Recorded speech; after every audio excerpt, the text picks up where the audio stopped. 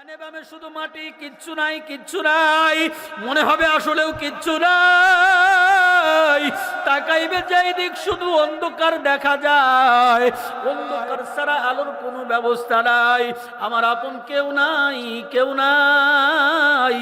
আপন যদি বানাইতে হয় কবরে আমার মাওলা ছাড়া কেউ আপন নাই। এ বাবা কথা বলেন ঠিক কিনা? কবরের আপন আমার মাওলা ছাড়া কেউ নাই, কবরের বিপদে আমার মাওলা ছাড়া কেউ নাই। এই জন্য কবরে আমি আপনি কে নিয়ে যাব? ওই কবরে যাওয়ার জন্য আমি যদি 3টা কাজ করে কবরে যাইতে পারি, কবরটা হবে আমার আপনার জন্য জান্নাতের বাগান। জোরে কোন সুবহানাল্লাহ। এ মুসলমান বাজান, ইমাম রাজি রহমাতুল্লাহি আলাইহি উনি বলেন, এই মানুষটা যখন ওসিয়ত কইরা কবরে চলে গেল, সন্তানটা আস্তে আস্তে ভূমিষ্ঠ হওয়ার পরে বড় হইতেছে। যেই মাত্র সন্তানের বয়সটা 7 বছর হয়, ওই সন্তানটাকে তার মা একটা মক্তবে ভর্তি করানোর জন্য মাদ্রাসায় নিয়ে যায়। এখানে যেমন একটা মাদ্রাসা, এমন একটা মাদ্রাসায় নিয়ে যায়। নিয়ে যায় হুজুরের কাছে, মুহতামিম সাহেবের কাছে। বাচ্চাটাকে মা হাতে তুলে দেয়, হুজুর আমার এই বাচ্চাটাকে সুন্দর করে পড়াইবেন, কারণ আমার এই বাচ্চাটা এতিম, আমার এই বাচ্চার কিন্তু বাবা নাই। কি নাই? কথা কন কি নাই? মাদ্রাসায় বেশিরভাগ পড়ে এতিম বাচ্চারা, কথা কন ঠিক কিনা? বেশিরভাগ পড়ে মাতা এতিম বাচ্চারা, এতিম বাচ্চারা, এতিম বাচ্চারা। এতিম বাচ্চাদের দাম দুনিয়ার জমিনেই আল্লাহ দান করছে। জোরে কোন সুবহানাল্লাহ। আমার আপনার দয়ার নবী বলেন, আমি নবীও ছিলাম এতিম, কথা কন ঠিক কিনা? নবী আমার বলেন, যদি কোনো এতিম বাচ্চার মাথার ভিতরে কোনো মানুষ হাত বুলায়, আল্লাহ পাক ওই হাতের ভিতরে যত চুল ধরা পড়ে যায়, প্রত্যেকটা চুলের বদৌলতে আল্লাহ একটা করে নেকি ওই মানুষটার আমলনামায় দান করে দেয়। জোরে কোন সুবহানাল্লাহ। এই এতিম বাচ্চাটাকে মাদ্রাসার হুজুরের কাছে ভর্তি করায়া দিলেন। মাদ্রাসায় যখন ছাত্র ভর্তি হয়, এই যে দেখেন, তাকায় দেখেন, লেখছে মাদ্রাসার ছাত্র লেখছে ইয়াসিন ওয়াল কুরআনিল হাকীম। তার আগে কি লেখছে? উপরে কি লেখছে বলেন? কি লেখছে? বিসমিল্লাহির রহমানির রহিম পুরাটা লেখছে। তার মানে পড়ার শুরুতেও কি আছে? কথা কয় না, কি আছে? চিঠির শুরুতে বিসমিল্লাহ, প্রত্যেকটা কেতাবের শুরুতে বিসমিল্লাহ, আল্লাহ পাকের কোরআন শরীফের প্রত্যেকটা সূরার শুরুতে বিসমিল্লাহ। এর দ্বারা বোঝা যায় প্রত্যেকটা কাজের শুরুতেই মুসলমানের হবে বিসমিল্লাহ। জোরে কোন সুবহানাল্লাহ। ইমাম রাজি রহমাতুল্লাহি আলাইহি উনি বলেন, ওই মাসুম এতিম বাচ্চাকে যেই দিন মাদ্রাসার মুহতামিমের কাছে আম্মা তুলে দিয়ে আসছে, মা বলতেছে আমার এই বাচ্চার কিন্তু বাবা নাই, এতিম সন্তানকে সুন্দর করে পড়াইবেন। প্রথম দিন পড়া, তাইলে কি পড়া হইতে পারে? প্রথম দিন কোনো সূরা পড়া হইতে পারে না। পড়ার শুরু যেইটা ওইটা প্রথম দিন পড়া হয়। মা দিয়ে আসার পরে মাদ্রাসার ওস্তাদ অফিস রুমের ভিতরে ডেকে নিয়া মাসুম বাচ্চাকে ডাক দেয়া, কয় বাবা তুমি কি কোরআন শরীফ পড়তে চাও? বলে হ্যাঁ আমি কোরআন শরীফ পড়তে চাই। আমার আব্বা আমাকে বলে গেছে, আমার মাকে ওসিয়ত করে গেছে আমি যেন কোরআন শরীফের হাফেজ হই। জোরে কোন সুবহানাল্লাহ। তো আল্লাহর বান্দা ইন্তেকাল করছেন, ওনার স্ত্রী সন্তানটাকে মাদ্রাসায় নিয়ে হুজুরের কাছে ভর্তি করায় দিছে। যেই দিন ভর্তি করাইছে, ভর্তি করানোর পরে প্রথম সবকটা কি যেন হয় বলেন? বিসমিল্লাহ। কি পড়ানো হয়? বিসমিল্লাহ। এমন মাদ্রাসার মুহতামিম, উনিও প্রথম সবকটা ওই বাচ্চাকে দিছেন, বাবা তুমি কি কোরআন শরীফ পড়তে চাও? ছেলেটা আনন্দের সাথে বলতেছেন, জি আমার আব্বার ওসিয়ত আমি যেন কোরআনের হাফেজ হই। জোরে কোন সুবহানাল্লাহ। মুসলমান বাবারে আমার, এই বাচ্চাটাকে মাদ্রাসার মুহতামিম অফিস রুমের ভিতরে নিয়ে আনন্দের সাথে বাচ্চাকে উৎসাহ দেওয়ার জন্য কোরআন শরীফটা সামনে দিছেন। দেওয়ার পরে আল্লাহর বান্দাকে সামনে কোরআন শরীফ দিয়া ডাক দিয়া বলে, বাবা তুমি কি কোরআন শরীফ পড়তে চাও? আল্লাহর বান্দা ডাক দিয়া কয়, আমি কোরআন শরীফ মুখস্থ করতে চাই। আমার আব্বার ওসিয়ত আমি পুরা করতে চাই। বলে তাইলে তুমি আজকে সবক, আমি একটা সূরাও তোমাকে পড়াইতে পারবো না, একটা শব্দ শুধু পড়ায়া দিব, একটা বাক্য শুধু তোমাকে পড়ায়া দিব, এইটা তুমি আজকে পইরা আগামীকাল মুখস্থ কইরা আমাকে শোনায়া দিবা। আল্লাহর বান্দার কাছে ওই মাদ্রাসার হুজুর মুহতামিম ডাকতে কয়, বাবা তুমি আমার সাথে পড়ো বিসমিল্লাহির রহমানির রহিম। ওই মাদ্রাসার মাসুম বাচ্চা 7 বছরের সন্তানও পড়ে বিসমিল্লাহির রহমানির রহিম, ওস্তাদ পড়ে বিসমিল্লাহির রহমানির রহিম, ছাত্রও পড়ে বিসমিল্লাহির রহমানির রহিম। ও মুসলমান, মাত্র ওই দিনই একটা সবকি বাচ্চাকে মাদ্রাসার হুজুর পড়ায়া দিছে, তা হচ্ছে বিসমিল্লাহ। যেই বিসমিল্লাহটা আল্লাহ পাকের পছন্দের দোয়া, যেই বিসমিল্লাহটা আল্লাহ পাকের পছন্দের একটা কালাম, যেই কালামটা সূরাতুন নামলের ভিতরে 30 নম্বর আয়াতে আল্লাহ তাআলা নাজিল করে দিয়েছেন। ওই আয়াতটা, ওই দোয়াটা, যেই দোয়াটা মুসলমানের জীবন সঙ্গী রে বাবা, যেই দোয়াটা ঘুমাইতে গেলেও পড়তে হয় বিসমিল্লাহ, যেই দোয়াটা খাবার খাইতে গেলেও পড়তে হয় বিসমিল্লাহ, যেই দোয়াটা গাড়ি চালাইতে গেলে পড়তে হয় বিসমিল্লাহ, স্টিয়ারিং ধরার সময় আমাদের দেশের ড্রাইভাররা পড়ে বিসমিল্লাহ। এই দেশের মুসলমান যেই কাজটাই করুক না কেন, যারাই মুমিন তারাই পড়ে বিসমিল্লাহ। জোরে কোন কথা ঠিক কিনা? ও মুসলমান, বিশেষ করে যারা তাবলীগ জামাতের ভিতরে সময় লাগাইছে, ও মুসলমান যারা রসুলপুরের ময়দানে গেছে, ও মুসলমান ভাই যারা চরমনের ময়দানে গেছে, তারা শিখায়া দেয় দস্তরখানা বিছাইতে গেলে বিসমিল্লাহ পড়তে হয়, পানি পান করতে গেলে বিসমিল্লাহ পড়তে হয়, খাবার খাইতে গেলে বিসমিল্লাহ পড়তে হয়, লঞ্চে পা রাখতে গেলে বিসমিল্লাহ পড়তে হয়, বাসে উঠতে গেলে বিসমিল্লাহ পড়তে হয়। মুসলমানের প্রত্যেকটা কাজের শুরুতেই বিসমিল্লাহ পড়তে হয়। যেই মানুষটা প্রতিনিয়ত প্রত্যেকটা কাজের শুরুতে বিসমিল্লাহ পড়ে, সব কাজের শুরুতে বিসমিল্লাহ পড়ে, ওই মানুষটাকে বিসমিল্লাহওয়ালা বলা হয়, বিসমিল্লাহওয়ালা হয়।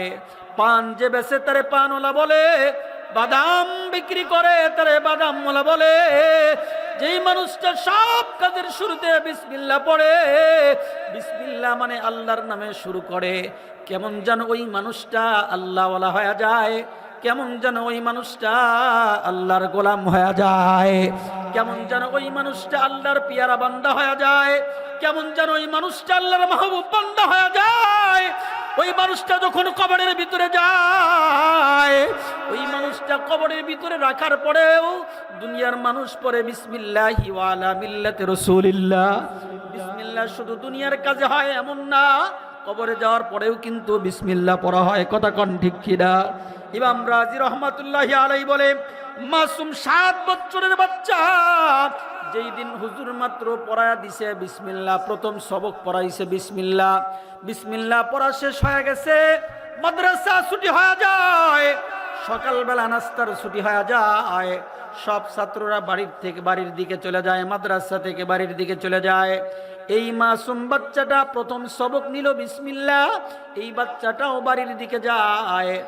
আসার সময় আসছে মার সাথে সঙ্গী হইয়া, যাওয়ার সময় সন্তানটা একা একা বাড়ির দিকে যায়, কিন্তু যাওয়ার সময় দেখে বান্দার নজরে ওই কবরস্থানটা পড়ে যায়, যেই কবরস্থানে দামকল গ্রামের অসংখ্য মানুষ ঘুমায়। আছে না আপনাদের গ্রামের কবরস্থান? আছে? আশেপাশ যে মানুষ হাঁটা চলা করে কি করে না? ও মুসলমান বাবা, আমাদের বাংলার জমিনে যত জায়গায় যাই রে ভাই, দেখা যায় আকসার মাদ্রাসাগুলো কবরস্থানের পাশে হয়। আমাদের দেশের মানুষের উদ্দেশ্য, কবরস্থানের পাশে যদি কোরআন শরীফের তেলাওয়াত হয়, তো ওই কোরআন শরীফের তেলাওয়াতের বরকতে কবরের আযাব বন্ধ হয়ে যায়। জোরে কোন সুবহানাল্লাহ, আর জোরে কোন সুবহানাল্লাহ। ইমাম রাজি রাহমাতুল্লাহি আলাইহি বলে, ওই মাসুম এতিম বাচ্চা 7 বছরের সন্তান বিসমিল্লাহর সবক নিয়ে মাদ্রাসায় থেকে বাড়ির দিকে যায়। যাওয়ার সময় কবরস্থান তার নজরে পড়ে গেছে। ওই বাচ্চা মাসুম সন্তানের মনে হয় এই কবরস্থানের ভিতরেই তো আমার আব্বা ঘুমায়। যে আব্বার ওসিয়ত মোতাবেক আজকে মাদ্রাসার ছাত্র আমি হয়ে গেলাম। জোরে কোন সুবহানাল্লাহ। আমার আব্বার ওসিয়ত মোতাবেক আমি আজকে মাদ্রাসার ছাত্র হয়ে গেলাম। আব্বার কথা মনে হয়ে গেছে। যার মা নাই সন্তান বোঝে মার কি বেদনা, যার বাবা নাই ওই এতিম বাচ্চা বোঝে বাবার কি দরদ রে ভাই। আল্লাহর বান্দা মাসুম বাচ্চা কবরস্থানের পাশ দিয়া যায়, যাওয়ার সময় আব্বার কথা মনে হইয়া কবরস্থানের ভিতরে ঢুইকা যায়। কবরস্থানের ভিতরে ঢুইকা আব্বার কবরের কাছে চলে যায়। যেখানে আব্বার কবর আছে, যেখানে আব্বা ঘুমাইতে আছে, ওই আব্বার কবরের পাশে গিয়া মাথার কাছে দাঁড়ায় গেছে। দাঁড়ায় দাঁড়ায় দাঁড়ায় দাঁড়ায় দাঁড়ায় দাঁড়ায় আল্লাহর কাছে বলতেছে, আল্লাহ আজকে আমি অনেক বড় হয়ে গেলাম, আমি মাদ্রাসায় ভর্তি হয়ে গেলাম। যে আব্বা আমাকে ওসিয়ত করে মাদ্রাসায় ভর্তি করায়া দিলেন, ওই আব্বা এই কবরের ভিতরে ঘুমায়। আল্লাহ গো, আমি মাদ্রাসায় পড়া শুরু করলাম, কিন্তু আব্বা ওসিয়ত করলো আজকে আমাকে দেখতে পারলো না। আমি সন্তান কেমন দেখা যায়, আমি কতটুক পড়া শিখলাম তাও আমার বাবা দেখতে পারলো না, শুনতে পারলো না। আজকে আমার বাবা এই কবরের ভিতরে ঘুমায়।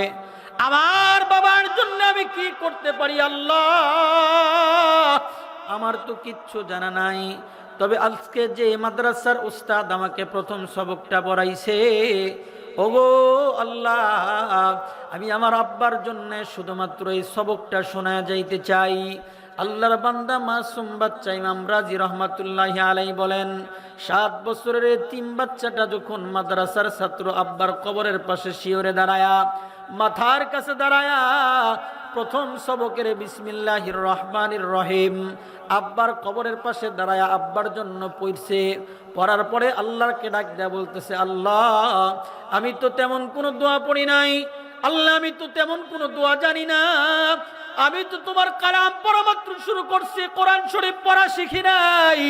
তবে যেই সবকটা আজকে আমার উস্তাদ শিখায়া দিছে, এই সবকটা মাত্র আজকে আমি আব্বার জন্য পড়লাম। আল্লাহ গো, আমার এই তেলাওয়াতকৃত দোয়ার কারণে আপনি আমার আব্বার কবরটা জান্নাতের বাগান বানায়া দেন। শুধুমাত্র কেবলমাত্র বিসমিল্লাহ পয়রা মনে মনে আল্লাহকে বলে, আল্লাহ আমার আব্বার কবরটা জান্নাতের বাগান বানায়া দেন। আল্লাহ রব্বুল আলামিন ডাক দেয়, ও ফেরেশতারা তাড়াতাড়ি যাও, আমার এই মাসুম এতিম বাচ্চার আব্বার কবরের আযাব বন্ধ করে দে। আমার এই মাসুম বাচ্চাটা আব্বার জন্য আজকে দোয়া করছে। নেককার সন্তান যখন আব্বার জন্য দোয়া করে আমি মঞ্জুর করে নেই। জোরে কোন সুবহানাল্লাহ। নেককার সন্তান যখন মার জন্য দোয়া করে আমি দোয়া কবুল করে নেই। জোরে কোন সুবহানাল্লাহ। যেই মাদ্রাসার ছাত্র এ পর্যন্ত বালেগ হয় নাই, যেই মাদ্রাসার ছাত্রী এ পর্যন্ত বালেগ হয় নাই, অতক্ষণ পর্যন্ত তারা যে কোরআন শরীফের আয়াতগুলো পড়ে, অক্ষরগুলো পড়ে, ওই আয়াতের সবগুলো অক্ষরের সবগুলো আব্বা আর আম্মার নামে লেখা হয়। ও মুসলমান, 7 বছরের মাসুম বাচ্চা যেই মাত্র 19 অক্ষরের একটা শব্দ বিসমিল্লাহির রহমানির রহিম আব্বার কবরের পাশে দাঁড়ায় মাত্র একবার পড়ছে, তো আব্বার কবরের আযাব মাফ হয়ে গেছে। জোরে কোন সুবহানাল্লাহ। তাইলে বিসমিল্লাহর শুধু বরকত আছে না পাওয়ারও আছে? কথা কোন আছে না নাই? একবার বিসমিল্লাহ পয়রা যদি আব্বার কবরে লাগায়, তো আব্বার কবর যদি জান্নাতের বাগান হয়ে যায়, দুনিয়াতে যতবার পড়া যায়, দুনিয়াতে যতবার পড়া যায়, আল্লাহ পাক তত নেকি 10 গুণ নেকি বাড়ায়া দেয়। আল্লাহ পাক দুনিয়াতে আল্লাহ পাক ওই বান্দার কাজের ভিতরে বরকত দান করে দেয়। জোরে কোন সুবহানাল্লাহ। এই জন্য সব কাজের শুরুতে বিসমিল্লাহ পড়বো কি পড়বো না? বলেন, আমরা পড়বো কি পড়বো না? সব কাজের শুরুতেই আমরা বিসমিল্লাহ পড়বো। কথা কান ঠিক কিনা? আমি আপনি মুসলমান হইয়া যেই কাজের ভিতরে হাত লাগাইবো, ওই কাজের ভিতরেই প্রথমে আমি আপনি পড়ে নিব বিসমিল্লাহ। ও মুসলমান, প্রত্যেকটা কাজের শুরুতেই পড়বো বিসমিল্লাহ। দেখবেন আমাদের দেশে বিসমিল্লাহর বিরুদ্ধের মানুষও আছে না নাই? কথা কান আছে না নাই? বিসমিল্লাহ তো পড়েই না, আবার বিসমিল্লাহ কোরআন শরীফের কিন্তু এটা আয়াত, কোরআন শরীফের আয়াতের বিরুদ্ধে যেই ব্যক্তি যায়, তার ঈমান নিয়া কিন্তু সংকট আছে, কথা কোন ঠিক কিনা? আমাদের দেশের এর আগে দেখছি আমরা এই দেশের একজন মুসলমান একজন নেতা টাকলা মুরাদ নামে, উনি বলছিল যে সংসদে বিসমিল্লাহ তুলে দেওয়া হবে, কথা কোন ঠিক কিনা? বিসমিল্লাহ বলা যাইব না রে ভাই, অথচ আল্লাহ পাক রব্বুল আলামিন বিসমিল্লাহ ঠিকই রাখছেন, কিন্তু টাকলা মুরাদের কিন্তু আর পাওয়ার নাই, কথা কোন ঠিক কিনা? এই জন্য আল্লাহ রব্বুল আলামিন বলেন ইন্না নাহনু নাযালনা যিকরা ওয়া ইন্না লাহু লাহাফিজুন, কোরআন শরীফ নাজিল করছি আমি আল্লাহ, হেফাজত করব আমি আল্লাহ। জোরে কোন সুবহানাল্লাহ। এ কথা কোন ঠিক কিনা? হেফাজতের মালিক কে? কোরআন হেফাজতের মালিক জোরে বলেন কে? টাকলা মুরাদ যদি হাজারো চেষ্টা করে কোরআন শরীফের বিরুদ্ধে যতই বলুক, আল্লাহ পাক কোরআনের হেফাজতের দায়িত্ব নিয়ে নিয়েছেন, কথা কোন ঠিক কিনা? বিসমিল্লাহ তুলে দিতে গিয়া নিজেই আউট হয়ে গেছে, কথা কোন ঠিক কিনা? টাকলা মুরাদের কি আর খবর আছে? ও মুসলমান কথা বলেন, খবর আছে? দুনিয়াতে যতদিন আল্লাহ পাকের কোরআন থাকবে, কোরআন বিরুদ্ধাচরণ যারা করবে, কোরআনের বিরোধিতা যারা করবে, শুধু বিসমিল্লাহ না কোরআনের অক্ষরের বিরোধিতা যদি কেউ করে, আল্লাহ পাক কাউকে ছাড় দিবে না, কথা বলেন ঠিক কিনা?